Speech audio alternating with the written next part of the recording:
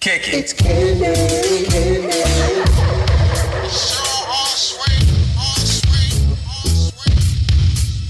She's just so candy, candy.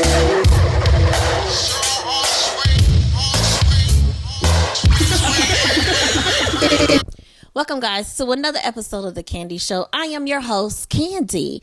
I am here live in Indianapolis, Indiana, and I want to welcome my extra special guest, Mr. Anthony Nutbush. What's up? Glad to be here at the Candy Internet Talk Show. You guys, we have been laughing off camera because of Nutbush. Well, I mean, I'm going to tell you, Anthony, when I heard Nutbush, this is my bad mind, but I was thinking nut and bush, and I see how Nutbush goes together. Boom, that's my joke.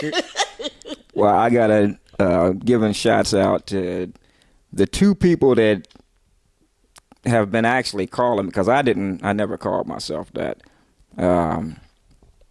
Yes, please tell us how you came up with Nutbush. My sis, my family for life. We were in a local group here back in the day. I'm saying back in the day.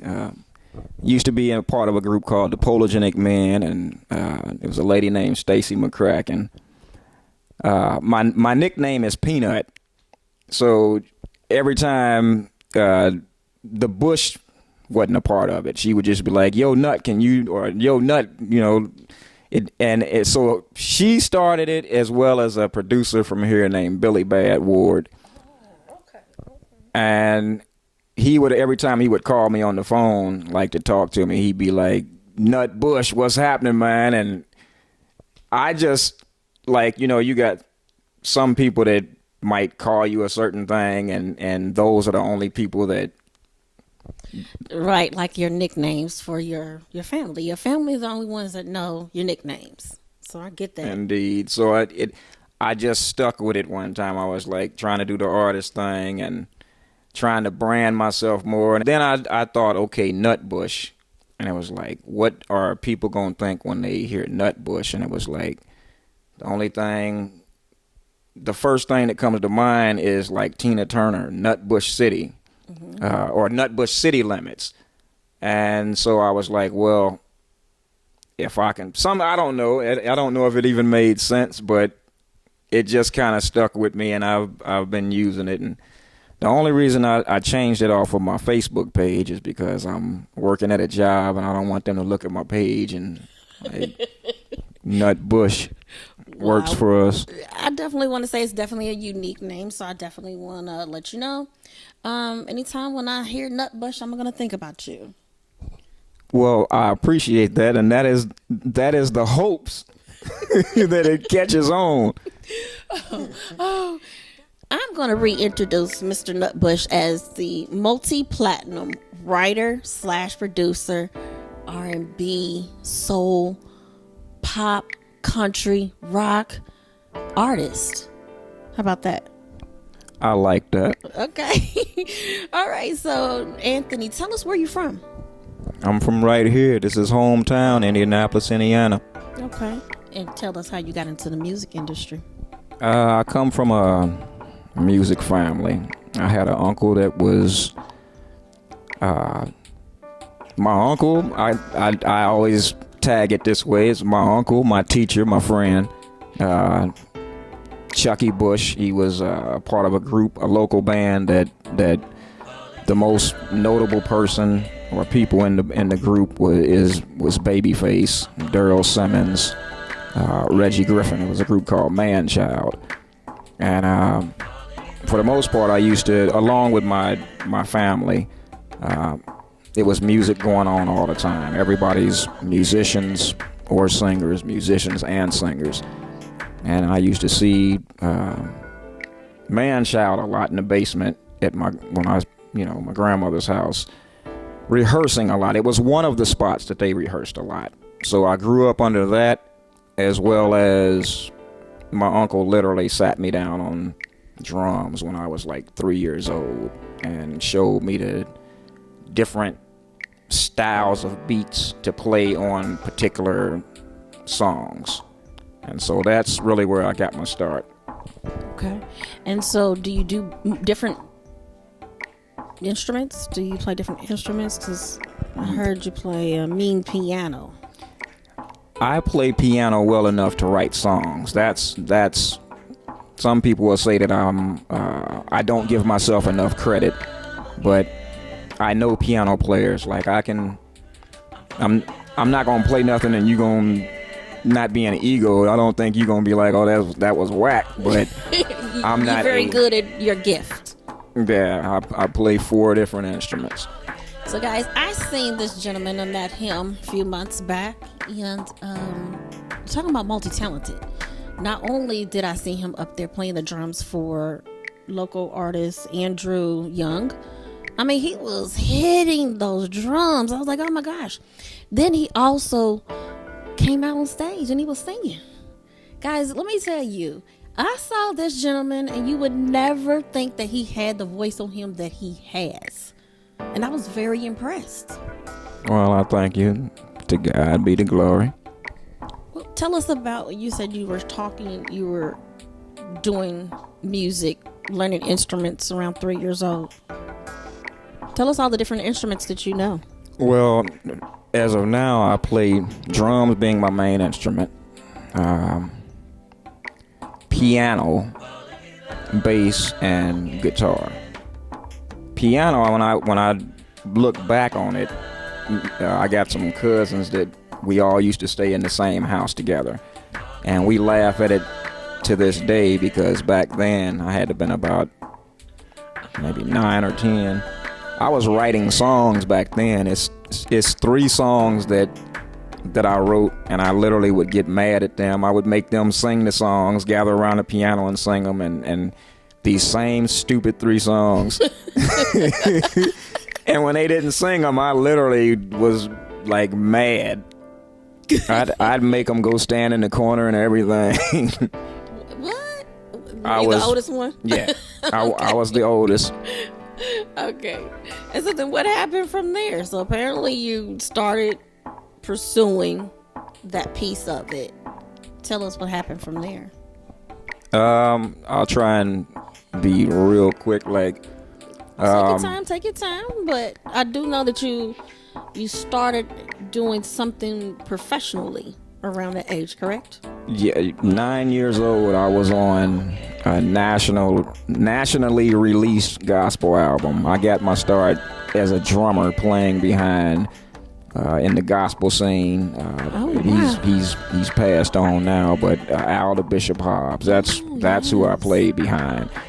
My grandmother was a part of that group. 9 years old. I mean, how many other people can say that they've done that? They accomplished something like that at 9 years old. It was a blessing. It's at that age I didn't, you know what I mean? It was something I enjoyed, but I didn't really take it, I guess, serious like I do now. It was just something that was fun. It was something that I was used to seeing being done in the family. So as you got older, I understand you were a part of a group. I was a part of a group in '96 called Dose of Soul. We were featured on the Nutty Professor soundtrack. A song called Come Around. How did that happen? How did that happen? That is a long story, but as much as I can shorten it, but be real about it, the group derived, I wasn't a part of it. They had another deal on the table, and somebody else that's no longer with us. It was a brother named Gerald Charleston, JC. We went to Short Ridge Junior High together.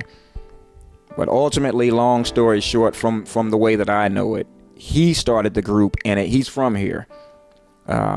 He started the group in Atlanta, and it was all different members. None of the Who Dose of Soul that people see, it was none of us. And they were going back and forth from Atlanta to New York, and the word was people they were in contact with liked the group, but they didn't think the lead singer the lead singing wasn't strong enough. They didn't feel so many times of going back and forth through that. Gerald came back home to Indianapolis, and him along with one of the guys that started Nutbush, they got together, and Billy started doing tracks and writing songs, and I don't know who came first or second, but I know ultimately they grabbed Stacy McCracken. They grabbed a brother named Greg Tishner, a brother named Demetrius Daniels, and then I ended up, after a bunch of shaking up, I was actually signed to a label out of Columbus, Ohio, and I was living in Columbus, Ohio, and something foul went down, and I went into a refusal to work. I came back home.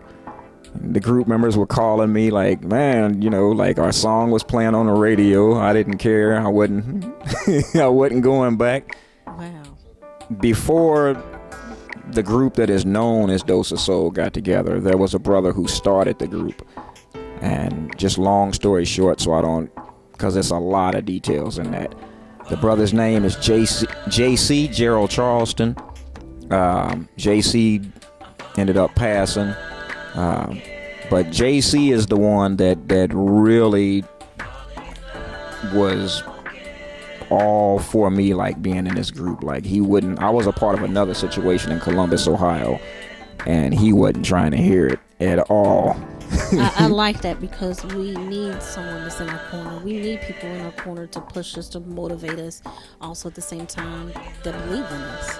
Yes, indeed. Gerald, JC was actually, we went to Shortridge Junior High together, and he's actually the first person that heard me creating music and truly like believed in me. He's the first person that was like, man, you gonna be dope. But me being a drummer first, it was like, he said, you just need to simplify your tracks, because I was doing everything like I was playing live. And he was like, you need to just make, like I was putting drum rolls everywhere. He's like, man, you need to just be simple and let everything work together. Which I take to that now. So that is something that Gerald JC sat me down and said. And so I'm glad you asked this. I've always said to myself, if I ever got a chance to tell the story, that I was going to speak about this, because that's somebody that, I dream of getting Songwriter of the Year, Grammy, all that kind of stuff. And I've always wanted to hold that award up and thank God for JC being somebody that came into my life. When you guys experienced the success with the soundtrack, was that your first single? I mean, how did that whole entire project happen? Because as you see, you're, I don't want to say groupless, but you're here by yourself.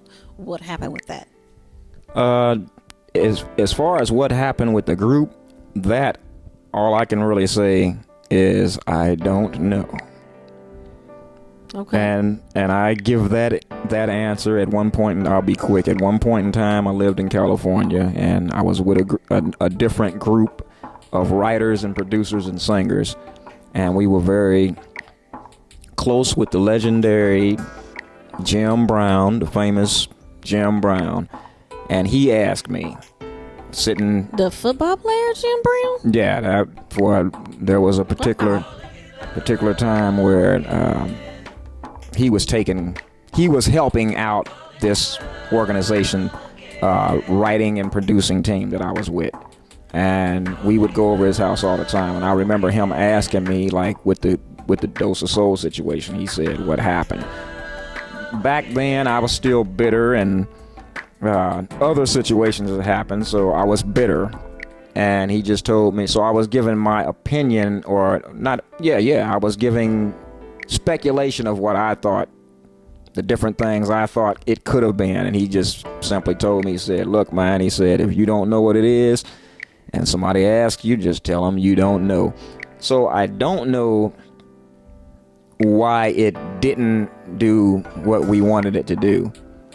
But the way that even all transpired is we were recording an album with hit songwriter Corey Rooney of Sony. Corey Rooney is and Prince Marky D. They were a team at the time. From the Fat Boys? From the Fat Boys. Okay.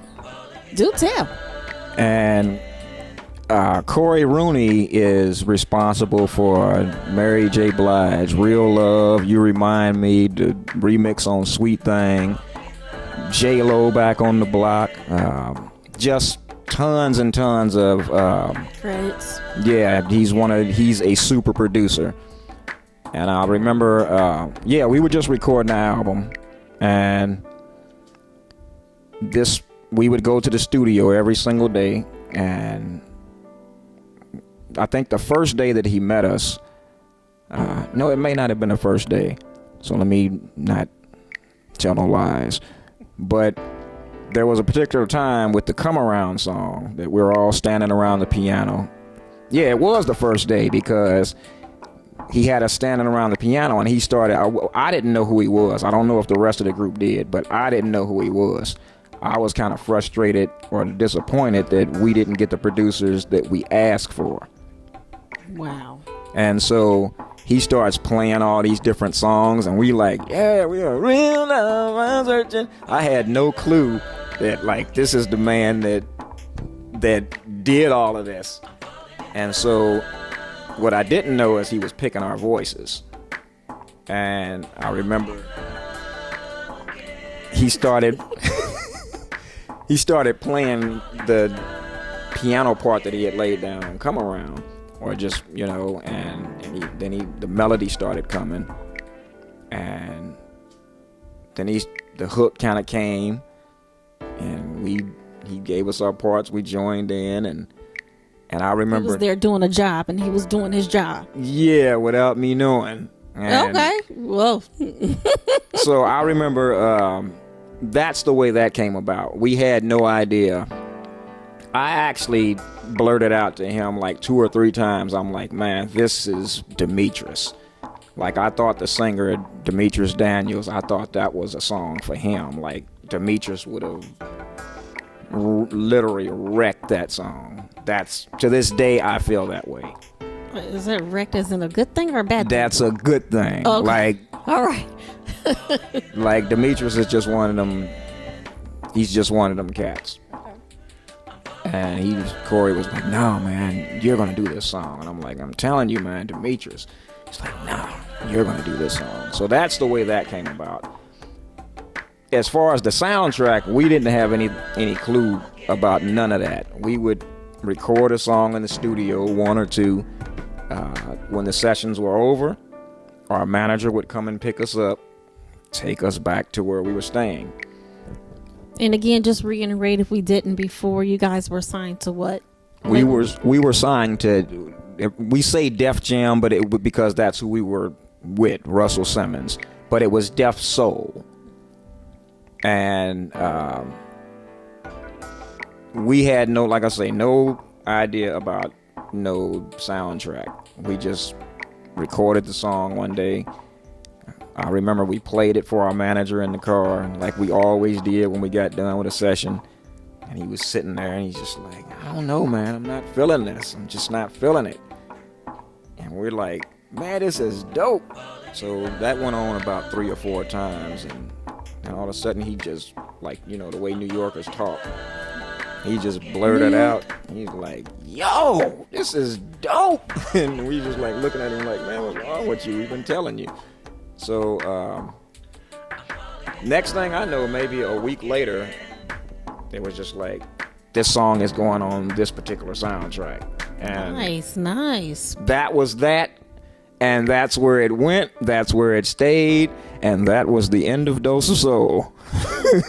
Wow. So we actually had made history. Okay. Because at that time there was no beginning artist that had been on a major soundtrack. Nice. Well, How did you feel about that? Because with so many people here, especially from Indianapolis, Indiana, wanting to make it, knowing that this is not the market, it is a struggle to get all the way up there, and to just next thing you know, the line just cut off. You disconnected. That part, Pretty much shitty. yeah, I was bitter for a long time. Eventually I moved to Las Vegas. Which I lived there and worked there up and down the strip, all the different casinos for 12 years before I came back home. And I was bitter for a long time. And people would tell you like, man, you actually did it. You know, y'all actually did it. But I think that's the part that the other members actually moved on with life a lot better than me.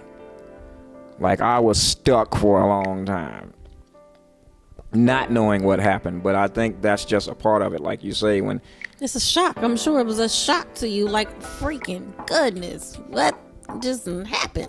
well, something that you've wanted to happen, that you've been after for a long part of your life, it actually happens, and you're around all the people that you hear on the radio. They're like pumping you up and becoming cool with you, and we hanging with these people. So to actually taste something that you wanted and it go down the way that it did, I always tell people, to me, it makes it that much harder, because I know what it tastes like. It's like, But that also, I'm sure, humbled you more. I don't know if I literally. I know it hurt. Yeah, it hurt, but I'm humble. Like even with that situation, like I've never gotten to a point where I got outside of who I am, because, well, now I'm sitting right next to Russell Simmons. You know, we're having dinner with this person, and that it was fun. And you don't want it to end, but I'm too laid back of a person, and I've been around the celebrity gospel artists from the time I was 9, so it's kind of, the world was, you were used to the world, but at the same time you weren't used to that escalator up, and the next thing you know, you get plummeted in your own direction of what you wanted to do. I think the most difficult part for me was trying to figure out what happened. And then you get asked that question so many times, like, man, what happened? And then it starts becoming like more of this, what happened? It's like it just was on loop in my mind. Like, I dreaded running into people that saw me from the time that they knew that I was a songwriter and producing songs, and to run back into some old classmates and all the rest of that, and people that know me from the music scene in Indianapolis. Like, that was the most difficult part for me. But you bounced back. So I'll tell you what, let's take a break real quick, and then we're going to talk about how you bounced back from that drop off. We'll be right back. Welcome, guys. This is Candy to another episode of The Candy Show. I am your host, Candy, and I'm sitting here talking to my special guest, Mr. Multi-Platinum writer, producer, R&B soul artist, Mr. Nutbush. I didn't laugh this time. Well, what was you gonna ask me? Okay. Before we went to the break, we were talking about your comeback after Dose of Soul. Tell us a little bit about that. The comeback, I would just simply say, was time. As you get a little older, I just started to view the situation differently. It was before, I was bitter about the way what didn't happen happened. And when I look back on it, it's like, man, but even the short journey that we had, it's like it was one It was a beautiful ride, and I met a lot of people, got to see a lot of stuff, experience a lot of stuff, and all good things. And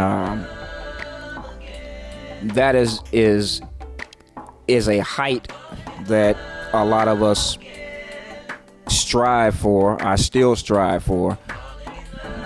That we were just blessed to do something that, some people would even love to get dropped off that beautifully. And that's the thing.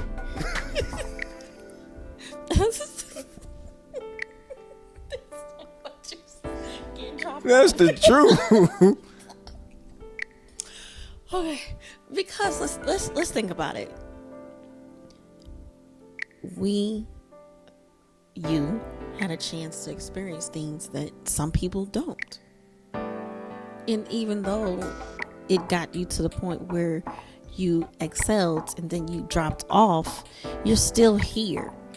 You got back on the horse and you started continuing. Well, you kept going. And then the thing is you got into a solo career, correct? Tell us about your solo. The solo thing is something, honestly, before Dose of Soul, before any of the groups I was in. That's just kind of something that really came from the songwriting. Like, I've been doing the songwriting before any of the groups, and it was just one of those things that if you're not in this particular group and not doing this or not doing that, it's like, for myself, music is all I knew. It's all I know. So I was going to continue to write songs. It didn't even now, it's like, if I never make it to that height, if the actual dream that I would love to happen in music, if that never happens, me writing and producing songs is something because of how much passion and love I have for it, that I'll be doing till my dying day. Like, if you don't get the support, if you don't get the views, you definitely want that, but you eat, breathe, sleep, music, writing. It's just in you. Yeah, and I do it because I love it that much. Sometimes it's the other side. It's what keeps me sane. I truly understand it. I know that. So it's one of them things that it's not something I can turn off. Yeah. Like a switch. So it's I'm truly in love with the gift God gave me. Can you tell us any projects that you were on writing songs? Since we talked about you being an artist, talk about the other gifts that God given you. Writing, production. Tell us, is there anything that's out there that we would be familiarized with and know that you have a credit on that particular project? I will say that, excuse me. There is a particular artist, and I'll just voice it this way. I was a ghostwriter on this particular project. Most people are ghostwriters. Ghostwriter meaning I got paid under the table. No, I got paid, and my name is not on the particular project. I would have rather my name been on it and not got paid. What direction did you want to go when you started writing for people?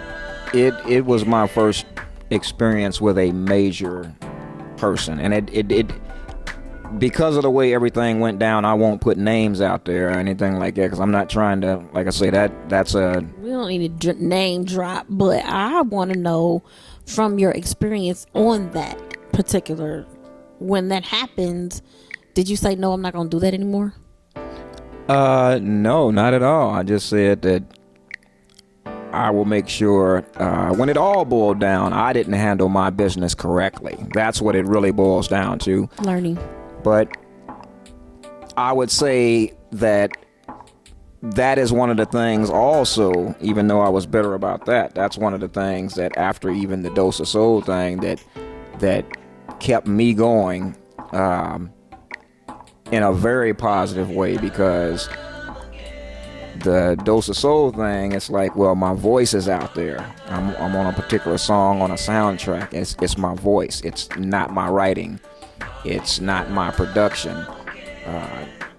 It's awesome who we had, and he's certified, but it didn't come from me. I was singing what he told me to sing and a little bit of my own variations in there, but this particular song was actually something that I helped co-write. Okay. And the reason why it kept me going is because it's a major artist, and I had to take the role of ghostwriter with the way everything went down. But let's think about that. At the end of the day, sometimes when you get into the business, you don't always get where you want to be without crawling first. Well, and that is very true. But without the plaque, because of what it is, I can say that I'm a multi-platinum songwriter. I ain't got the money, but but you know what? Again, that's your experience in the business, like most other people. By the way, let me just say this: he also smells good. I'm just telling you, I'm putting it out there. Just putting it out there. Well, I thank you. Good right now. Woo, woo. Just okay. I just thank you. I'd hate for you to walk out of here and be like, Nutbush smell like Nutbush. The end of the city limits. Don't get me start laughing again, because I won't be able to stop it. Okay, tell us about what you got going on right now. Right now, I'm really just there's no particular, I'm not going to be like, oh, I'm working on this, I got this. I'm not very, I am working on me. Outside of the music, it's my, I'm actually living in the world now of a 9 to 5, and I still write and produce on my own time when I want to. I don't have any particular artist that I'm writing for. I'm constantly investing in myself, getting things that I feel like I need to better my production sound. And other than that, I mean, ultimately, what I would love to happen at this point in time is I will still do a project on myself, just so that I can have material on myself out there. Speaking of which, you can find me, Nutbush, on Reverb Nation. There you go. There you go. The ultimate thing at this point is I would like to find about 3 or 4 younger artists that I can kind of both develop a sound on them as well as experiment my own self with. When you hear a track, people are like, they know where it came. Yeah. Okay. But I also saw you perform. What's going on with those songs? Because I tell you what, you didn't even need a band behind you. The production in those songs was just so amazing. Did you do those? I did. I thank you, first of all. I did all the music on the 2 songs that the first time we met, I opened up for Andrew Young and Cut Close. The Andrew Young band, who I was a part of at the time, we also played behind Cut Close on that particular performance. The 2 songs that I sang, I wrote and produced, so that's me doing all the music, all the writing, all the background parts. It's everything. It definitely sounded like you were in the studio. It was concert ready, is what it was. It was concert ready. Well, I thank you. I'm only getting better, and like I say, no ego, but that's what it is. I'm only getting better. And then the voice to come out of this body. And I say this because I'm a little skinny dude. Yes. Thank you. You said it first. Yes. And it's like, oh my gosh. And when I was seeing you perform, I just couldn't even, I was like, who is this dude? You had my attention because the voice is so beautiful. Well, I thank you. That's where I just simply, the humble part is like, I want to hear that. I want to know that people enjoy it, but at the same time, I know where it comes from. So it's nothing that, you're not going to catch me. You ask for autograph, and I'm one of these people that's like, you got a bad story to tell, I'm thankful. I know it comes from God. Tell us what you're about to sing. Is it an original? I'm going to sing an original hook. Okay. Because I just think that I sing, when I try to sing other people's stuff, like, you have to try and sing it somewhat like In them the for keys, people to, and then you don't add up to what they did. So I'd rather just, even if I mess up, I messed up my own stuff. Okay. So, welcome everybody to Mr. Anthony Nutbush. Well, the song I'm going to do, or the hook that I'm going to do, is called Neighbor of My Pillow. So it's like, talking on the telephone, it's alright, and I can listen to you, baby, all night. But if you wanna know the truth about it, this is how I feel. I won't be satisfied till you're the neighbor of my pillow. Long walks, long nights, visiting with your family, baby, sometimes. But if you wanna know the truth about it, this is how I feel. I won't be satisfied till you're the neighbor of my pillow. Yeah. That was... Oh, shoot, neighbor of my pillow. Okay. Woo. That sounds a little sexy. that sounded horrible to me. Well,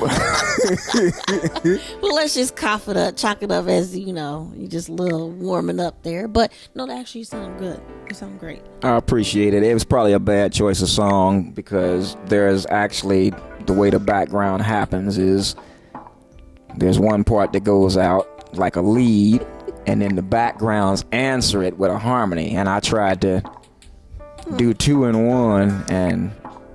Can they find that song? No, you can't find that song. Well, tell us where we can look you up, follow you, book you. Tell them. Well, the only place I have, the only place I have music right now is on Reverb Nation. There may be about 8 or 9 songs somewhere in there. And they range from different things. You can look it up under Nutbush, which is just Nutbush. Reverb Nation. I've got a little bit of, I would say, funk rock. I heard some gospel too. I have a gospel song called Premeditated Praise. The songs that are on there, I got some soul type songs. The song called Energy. Sex. Is it talking about sex? No. Energy is not like, that one. No, I'm talking about sex me. Yeah, sex me. Girl, you're looking sexy, so damn fine and sexy. Shawty, give it to me. Love the way you sex me. Okay, woof, woof, woof, woof, woof. Okay, all right. Oh my goodness. So how can they get a hold of you though? If they want to book you, and you do great on drums. If they want a writer, if they want a producer, how can they book you? The best way to get in touch with me is through my email, which is mofiltone2016@gmail.com. Now you know you got to spell it. Mofiltone is spelled MOFILTON, which the way that my mother came up with that. It's we used to call my daughter Momo, and then my nephew Philip, and my nephew Antonio. And at the time, I went under Nut Factory Productions, and she was like, "You need to change that." And so, Oh my God! she Okay. was like, Mofiltone, and I was like, Mofil, it just stuck. I was like, well, I liked it, like, immediately. So that's what it's been. Repeat that again. Spell it for everyone who just didn't get it the first time. Because you talk too much, Mr. No, Bush. because No, you spell Mofiltone, MOFILTON. Mofiltone. That's just the way I spell it. at Oh, I'm sorry. Mofieldtone 2016 at gmail.com. That would be the best way to reach me. If you're serious about something, whether it be you want me to sing backgrounds on a hook, I don't cost the world, but it ain't free. You'll work it out. Right? Correct. We will work it out. Shout out to my best friend in life, my daughter, Dominique. Love you always. My grandsons, Amari and Lorenzo. Love y'all. And other than that, I'll be playing September the 6th with my big bro for life, Rodney Stepp. The place used to be called Enchantment. You could actually go on my Facebook. Look me up on Facebook under Anthony Damoine Bush. Damoine spelled Damoine.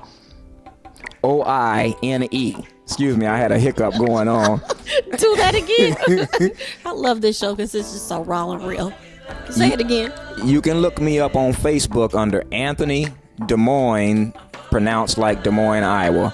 Anthony Damoine Bush. And the Des Moines is spelled Damoine. And then you can find a link on there with the show for September the 6th that I'll be doing. It's called the Blue Light Special. The majority of the show, it's this same exact act we just opened up for Black Street at Teddy Riley and Black Street at the Urban League. Oh yes, the Urban League National Conference. Yeah, it was at the Pan Am Plaza. We opened up for them, and it's this same unit. So the majority of the time I'll be on drums, but then there are 2 songs where I come out front and bless the audience with your vocals. Yes. Ooh, smelling good, and that voice, oh Lord. And on that note, guys, we are going to get out of here because he got me over here hot and blazing. So make sure you follow Mr. Anthony Nutbush, and he's got some good stuff coming up. So thank you, Mr. Anthony Nutbush. Guys, we are out of here. Girl, you're looking sexy, so damn fine and sexy. Shorty, give it to me. Love the way you sex me, sex me. Hold up, wait a minute. A girl, use a thicker lip. So let me break it on down real simple. Make it plain like a real big pimple. Girl, you're looking so damn fine and sexy. Girl, you're looking sexy, so damn fine and sexy. Shorty, give it to me. Love the way you sex me. So let me break it on down real simple. Make it plain like a real big pimple. Girl, you're looking. But most of all, I said most of all, I want to thank you, my audience. Come on back. I said come on back. Come on back. Kick it. It's candy, candy.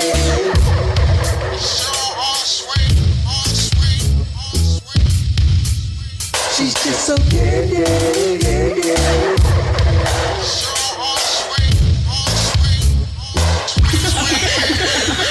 It's